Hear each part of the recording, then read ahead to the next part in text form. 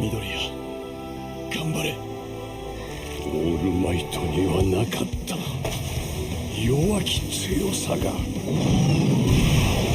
こいつらを何とでも立ち上がらせているのだ。Guys, 俺がその足を止めഅനിമൽ ഫാൻസിന് അറിയാം ഈ ഒരു ഫൈനൽ സീസണിൻ്റെ ഈ ഒരു എപ്പിസോഡ് നമ്മൾ എന്തുമാത്രം വെയിറ്റിംഗ് ആയിരുന്നു എന്നുള്ളത്.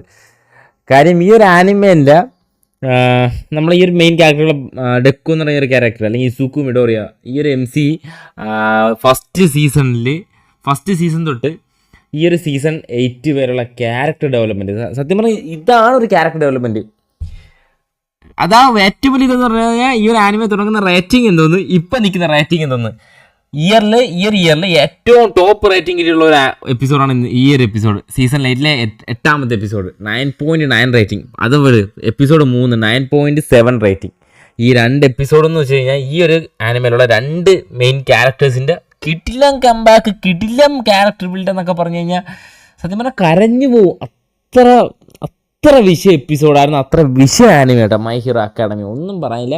കാണാത്തവരാണെങ്കിൽ ഉറപ്പായിട്ട് പോയി കാണാൻ നിങ്ങൾക്ക് ഉറപ്പായിട്ട് ഇഷ്ടപ്പെടും. കാരണം ഇത്ര നല്ലൊരു സ്റ്റോറി ബിൽഡപ്പ് ചെയ്ത് ക്ലൈമാക്സിൽ കൊണ്ടുവന്നിട്ട് തരുന്ന ആ ഒരു ഔട്ടുണ്ടല്ലോ, വളരെയധികം സാറ്റിസ്ഫൈ ചെയ്യാവുന്ന ഒരു അമ്മാതിരി ഔട്ട്പുട്ട്. ഒരുപാട് ആനിമേ ഒരു ഔട്ട് നമ്മൾ വിചാരിക്കുന്ന രീതിയിൽ ക്ലൈമാക്സ് ഒന്നും കിട്ടത്തില്ല. പക്ഷേ ഇതെന്ന് പറയട്ടെ, എനിക്ക് പറയാൻ പോലും വാക്കില്ലാത്ത അല്ലെങ്കിൽ വിവരിക്കാൻ പോലും പറ്റാത്ത അത്രയ്ക്കും ഗ്രേറ്റാണ്. സത്യം പറയാമല്ലോ, ഞാൻ ഈ പറയുന്നതിന് വേണ്ടി ഉണ്ട് ഈ ഒരു ആനിമേ. കാണുമ്പോൾ മനസ്സിലാവും സ്റ്റാർട്ട് ചെയ്യുന്ന കണക്കല്ല ഈ ഒരു ആനിമേ ത്രൂ ഔട്ട് പോണത്, മെൻഡ് ചെയ്യുന്നതല്ല. സോ ആനിമേ ഫാൻസിന് ഒരു ഉറപ്പായിട്ട് ഞാൻ റെക്കമെൻഡ് ചെയ്യുന്ന സാധനമാണ് മൈ ഹീറോ അക്കാഡമിയ. ഉറപ്പായിട്ടും കാണുക.